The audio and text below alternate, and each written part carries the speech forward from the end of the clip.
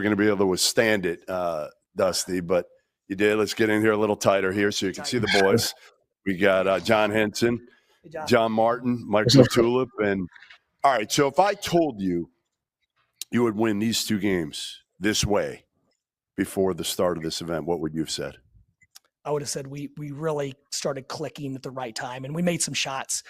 We felt like we'd played really well, and we were taking some hits locally about the Wake Forest final score and going on the road and winning at a Big 12 Jamie Dixon coach team. And we felt like we were getting better and we were on the cusp of a breakthrough, but that doesn't mean anything. We need to make shots. We need to execute better. We need to take care of the basketball. And I think our guys have been very intentional.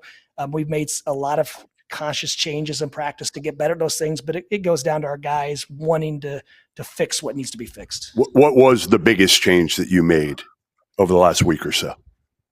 Well, we changed all of our drill formats. We added a different decision and things to avoid turnovers with every drill that we currently did. So we just tried to think of ways to steal reps. We can't practice 2-3 hours this time of year because of the amount of games. So we just tried to be creative with the way we were teaching the game. And but it comes down to more that I think the emphasis just it puts a focal point on it for our guys. Dusty, obviously, pretty much everybody played well tonight, but I want to focus on Yaxel. Back in the old American days, you used to have to go up against him twice a year, and I assume that is where you could maybe start to see a vision for him. Him becoming this, though, a guy that you could play on the wing, who can shoot 5 threes a game. What was it about his game, even going against him at UAB for that 23-24 year that made you think, hey, this can be unlocked with Yaxel? Well, first and foremost, his ability to get to loose basketballs, his nose for the ball, rebounding, 50-50 balls. He was the only guy that we felt like might be able to get one away from John L. Davis, who's probably the best retriever that I've ever been around. And Yaxel was right up there with him. So we always felt like he made a lot of winning plays. He's a lot different than what I thought from afar. And as far as the shooting, I still remember the game, when I was in Conference USA or the American, I watched almost exclusively Conference USA or American games. So I was watching UAB play at UTSA, and he bangs in 3 or 4 trail threes in the first half. And I said to the staff, oh shit, if he adds that to his game, that's going to be tough to deal with. So we've always followed them. I follow all those guys. We played Middle Tennessee State the other day. Nick's an old friend. Every time I go see my son in Miami, I reach out to JB at Florida International. So the camaraderie at that level, but yeah, we followed him closely, and he's just such a pure soul. He's fun to be around. Oh, he is. Coach, I'm going to flip it to the defensive end here because I heard you on the broadcast. I actually asked Yaxel the same question about 10 minutes ago. He gave a pro answer, so I'm sure you'd be proud about that. But you were chasing the number one, the tops in America defensively. I'm sure you know this, but as of like 20 minutes ago, you're there. So to resist the complacency for this group, what's your confidence that they can do that, reset, and move on to tomorrow against, depending on the point differential, who knows? But what's your confidence this group? It looks like Gonzaga. Be mature about it and move on to that next stage, despite hitting a goal and a benchmark you were obviously looking to get after.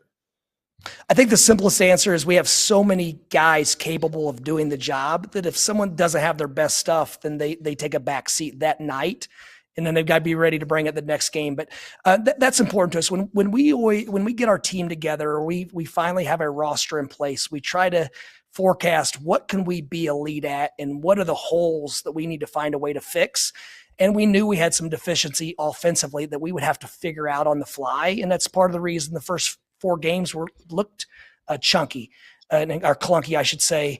But defensively, we felt like because Merez Johnson could guard 1 through 5, Yax can guard 1 through 5, Elliot Cadeau's feistiness. I'm good friends with Bill Armstrong, who coached him at Link. And when after the first meeting with Elliot, I called Bill and just said, can he switch and fight the way we want him to? And he said, he might be the best point guard post-switching defender that I've coached, and Bill's coached a lot of good players. So that gave us the confidence to bring him in and know he could be disruptive and on the ball and off the ball. But you look at our positional size, Daymari Burnett, Roddy Gale, across the board, Trey McKinney is built like a middle linebacker.